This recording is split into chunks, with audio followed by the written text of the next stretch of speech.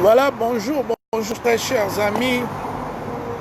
Bonjour, bonjour, chers amis.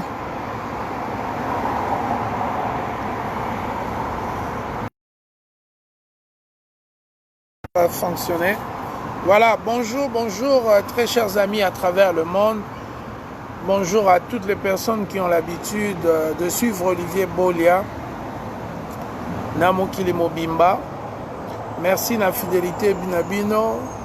Merci na Yahweh. Merci na bandeko nyonso oyo bazaka fidèle na oyo tosalaka.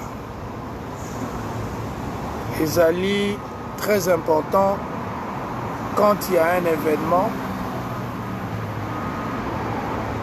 Ezali très important quand il y a un événement qu'on essaie de décortiquer, parce que parfois dans notre milieu tosilikaka mbangu toyebaka na biso pourquoi makambo mosusu ezoleka te, et puis totiaka kanda, et puis voilà. Donc en finalité il y a des incompréhensions, bato bazoyokana te, excusez, et mboka eza kokabwana. Je pense que vous avez vu les derniers 3 jours vidéo où il y a dédicace ou hommage, il y a Karine Mokonzi à Saleli, DJ Arafat. DJ Arafat qui est Azali, chanteur Moko Mounene à Côte d'Ivoire. Et vidéo Anna et sali presque 700 000 vues. Et puis bah supprimer. Pourquoi na koti na makamboyo? Ce n'est pas pour dénigrer ou pour kokota na pour batubele ba boli biloko na za banalité kokota ngote. Non, les a banalité. Mais chaque fois que nous avons une raison pour enseigner ba peuple na biso sur eloko, to profitera na événement o ezoleka. Non, tiens, voilà, problème Boezali. D'abord, tout premièrement, je voudrais féliciter Karine Mokonzi pour sa vidéo hommage à DJ Arafat. C'était vraiment une vidéo inédite, fantastique, et sali biso ba congolais honneur, et puis et sali bien que tolakisa bolingo na biso ba congolais tozaranango pona ba ivoirien. Donc félicitations à elle, vraiment une très bonne idée. Et au hasard vraiment la jalousie nango mawatro, il faut qu'on soutenir.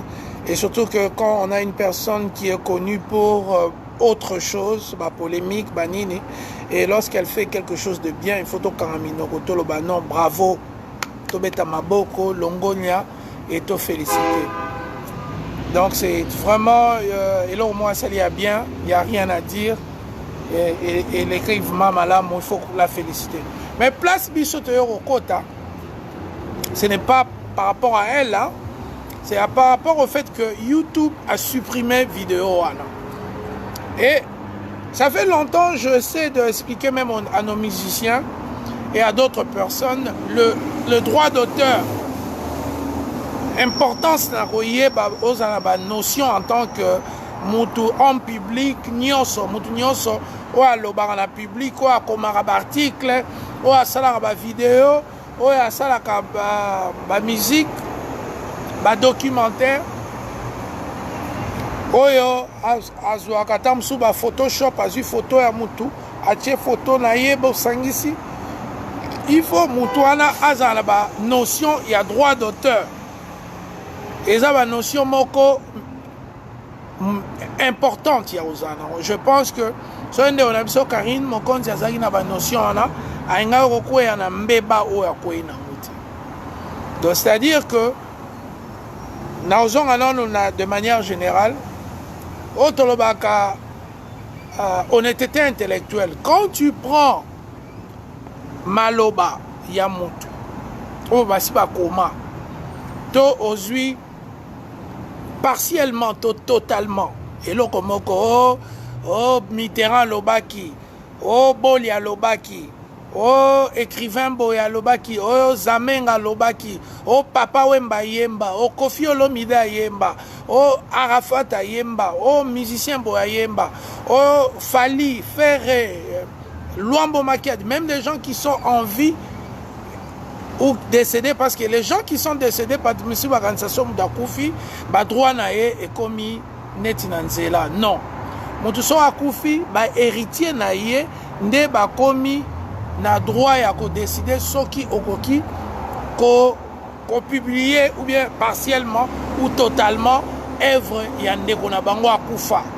Donc tu ne peux pas pour l'amour qui a abonné ton monaka batumususu azo comme article ajutam sous passage ya mutumususu sans faire référence ya mutakoma et le Congo mbala moko akomo bimisan loko ezelo nayi. Et là, on a basala en route. Donc, si tu veux écrire un article et que l'article on a aux idée, il y a écrivain boye, il y a nani boye, il faut au référer. Bon, ce que les net, il y a un domaine de télévision. Ça dépend du pays. Le pays, le Canada, on peut diffuser image il y a plus de 30 secondes, même dans le journal de télévision. Au coquille au salangote. Et puis, image ozo publié, on peut utiliser image à Moutou pour des raisons publicitaires ou bien de raisons lucratives, c'est-à-dire bako futayo. Donc, ce qui n'est pas élément na YouTube et YouTube dans la politique, ce qui va partir du nombre de vues na ako futayo, wana ezali sous utilisation bénévole to artisanal te wana ozo utiliser lo kwa mutu po ba futa yo. Alors YouTube soki mukolo nzembo a contacter YouTube alobine non tala nzembo batie awa instrument parce que batebele bakansaka musique ezaka koyemba okokozwa même instrumentation nyonso o utilisant o changer maloba eza toujours au violer droit d'auteur il y a moto. Même ce qu'on a utilisé portion il y a musique nae. Tan tan tan tan tan tan tan tan tan tan tan da da da da da da tan da da da da.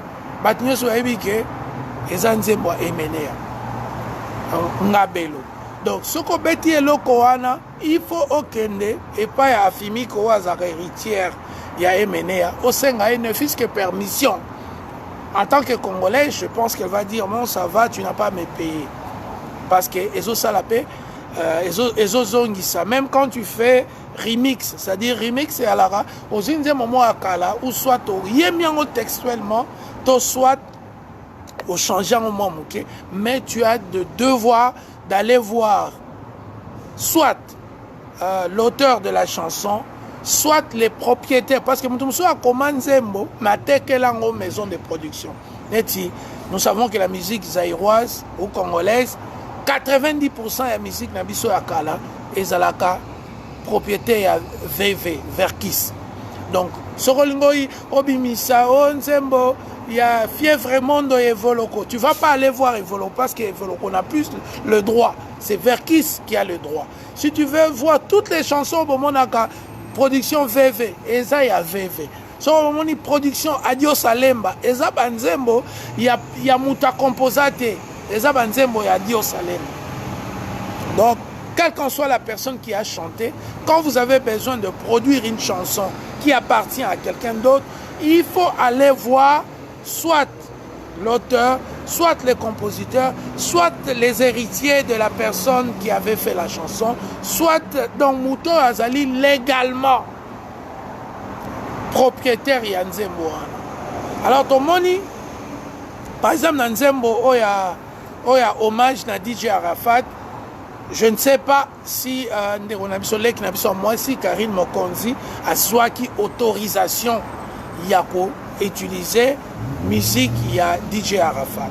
Bien sûr, on peut aussi polémiquer que jalousie, parce qu'elle a fait 700 000 vues en 48 heures, en moins de 72 heures. Donc, c'est-à-dire que mon super mouté mamabe a repéré Robin à maison en production. Ah, mais bino botiki mutwana, aye minzembo na bino, mais sans qu'il y ait une autorisation. Allez, et réveiller les démons, allez, maison wana, je pense que ça s'appelle univers quelque chose.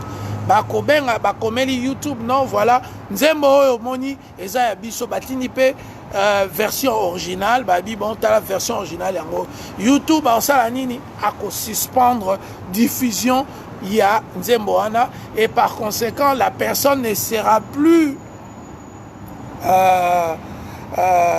akozwa susu mbongo oyo bapesaka bato oyo bafilie ya YouTube te que oh non autant de nombre de vues, il faut bapper son bon au boy.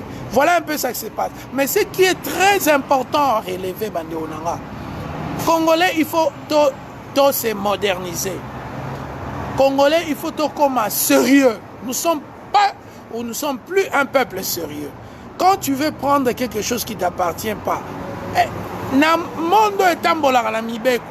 Peut-être na Congo, le corruption, certaines choses c'est fond ou se passe. Mais dans le monde international, ce n'est pas comme ça, Bande Onanga. Dans le monde international, ceux qui aussi œuvrent à Michael Jackson, directement, avocat na eba lukayo. Surtout ceux qui obtiennent pour un usage mogo publicitaire, pour un usage mogo yambongo, pour un usage mogo lucratif. Donc, wana, il faut au futa. Yango no moni vidéo wana balongoli yango. Non parce que la musique n'était pas bonne, non parce que ça lui succédait, ça lui succès makasi, 700 000 vues en moins de 48 heures, c'est inédit. Et l'équipe pour les musiciens mususu otolinga makasi, otokumisaka bazwaka nombre de vues anati.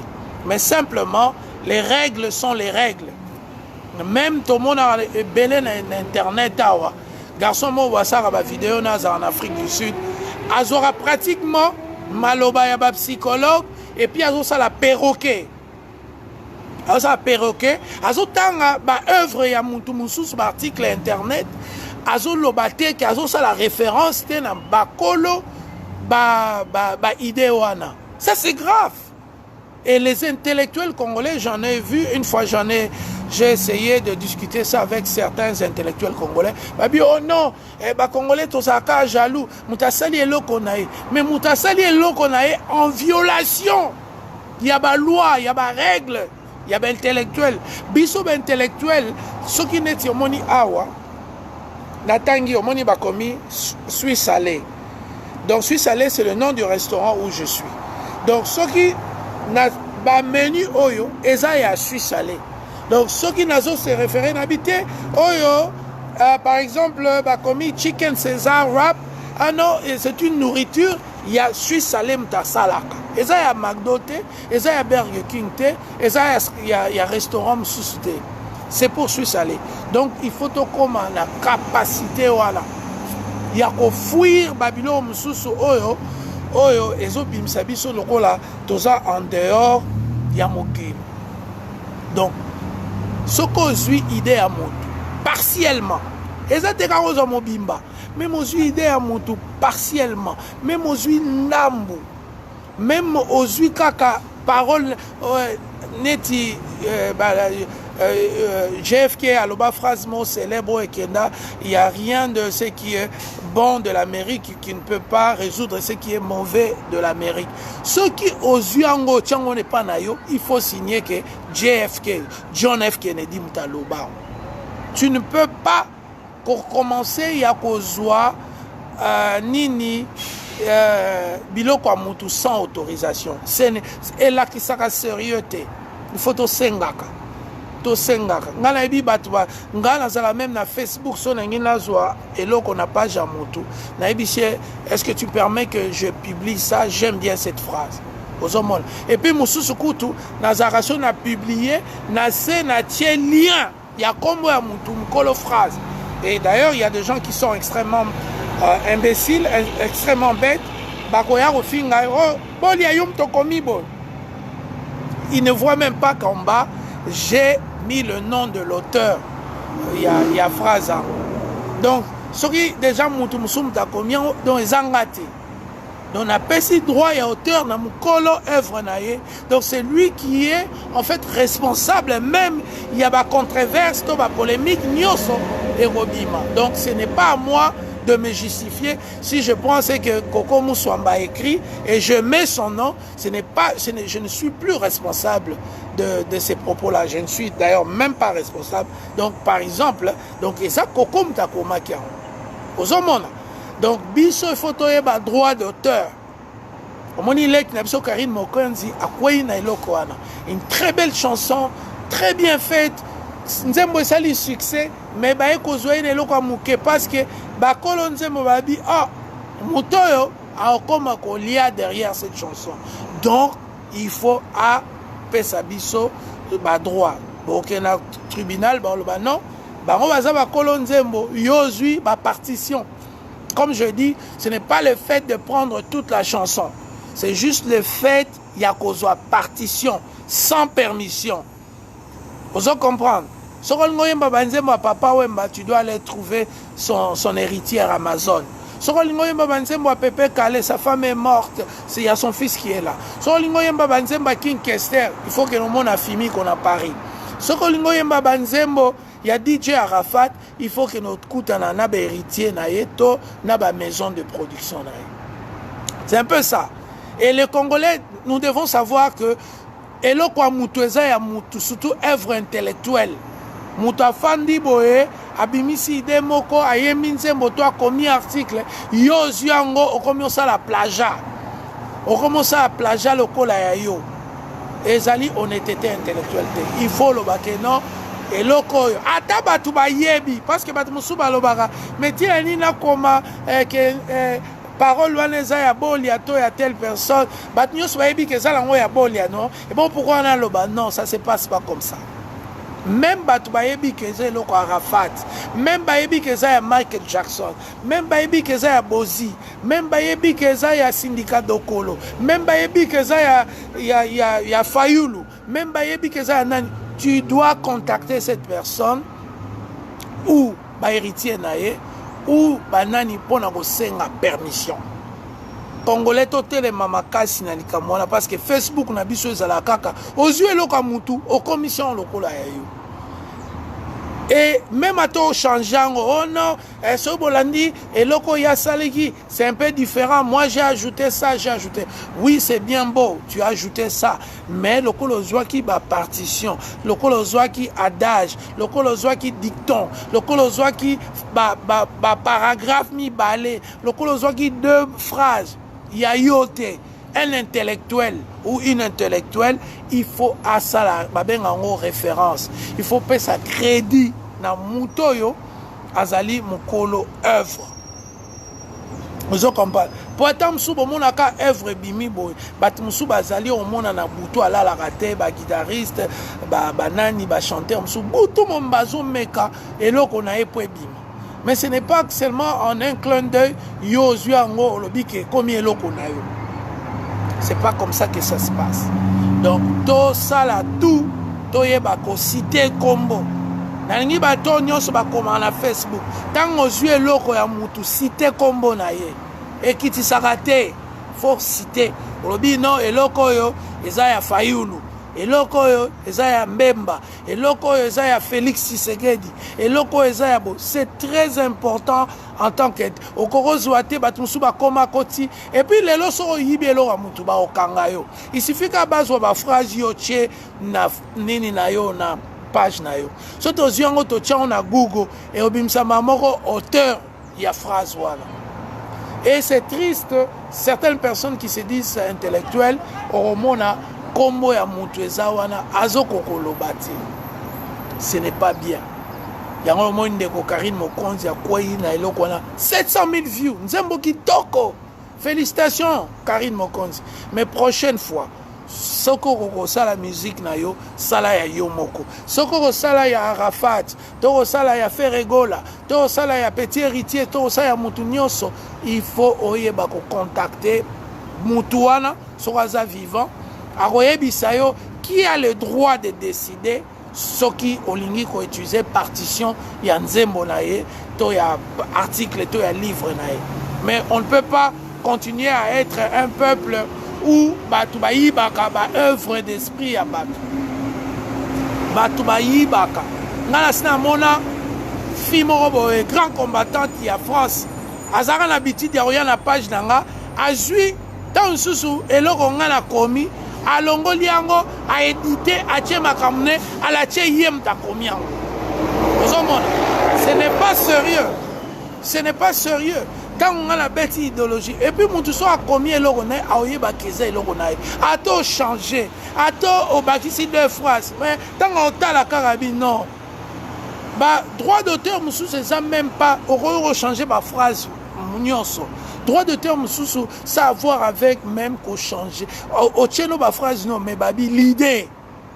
Idée, ça a yoté, idée, ça a telle personne. Idée, ça a venanga barli. Idée, ça a Redi Amis. Mais toi, tu n'as fait que changer, tu as mis tes phrases, mais tu as volé l'idée de quelqu'un. Et ça n'honore pas les Congolais. Parce que tout ça, là, on a trop. Et puis, ils ont encouragé, ce n'est pas bien. On ne peut pas voler les droits des gens.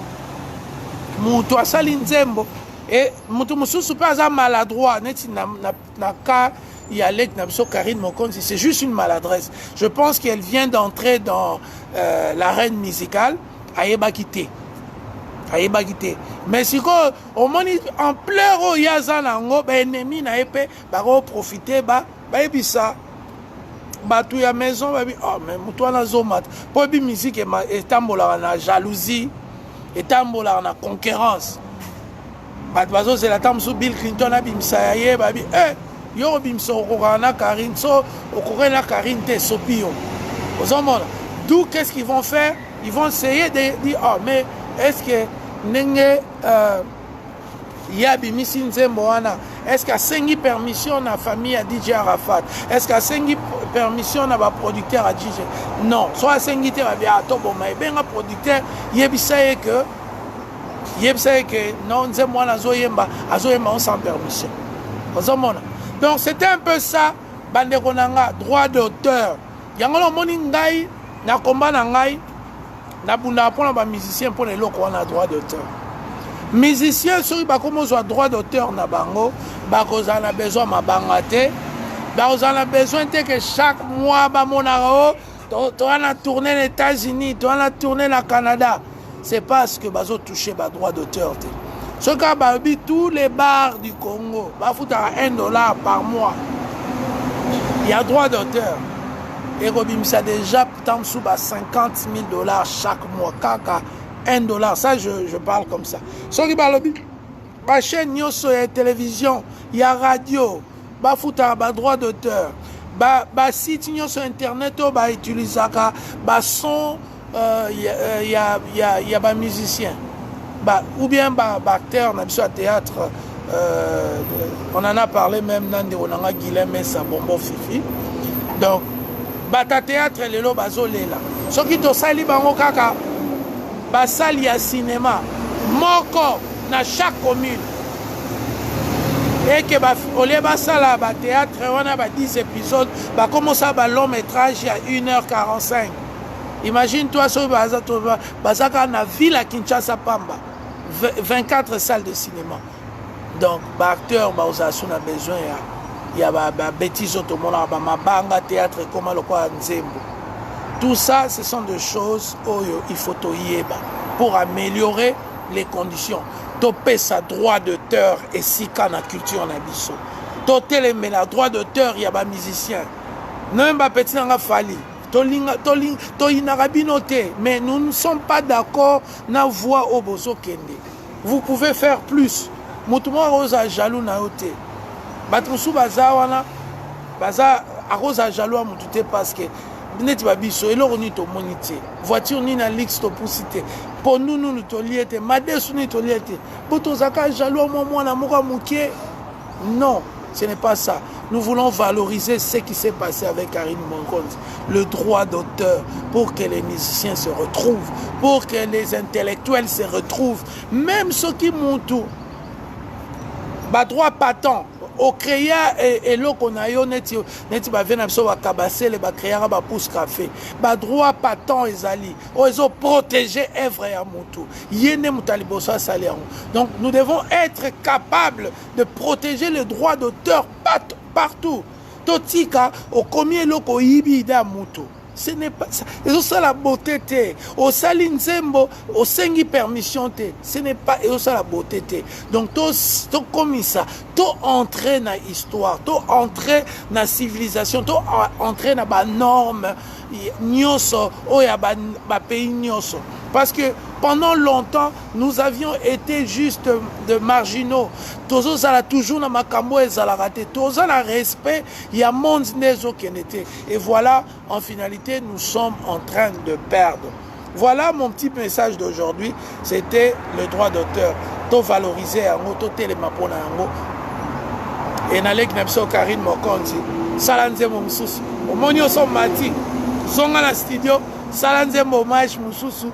Utiliser ba son na yo, ba mission na yo baza extraordinaire. Nous avons vraiment apprécié la chanson. Maintenant, décolle. Et les Congolais décollons aussi ensemble.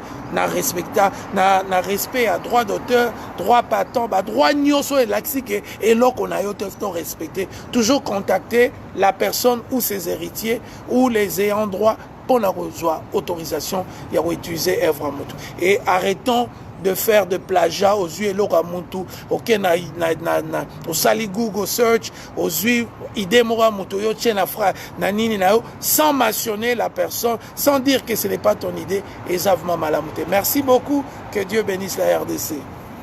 Olivier Bolia Akana Ekarat Boebika.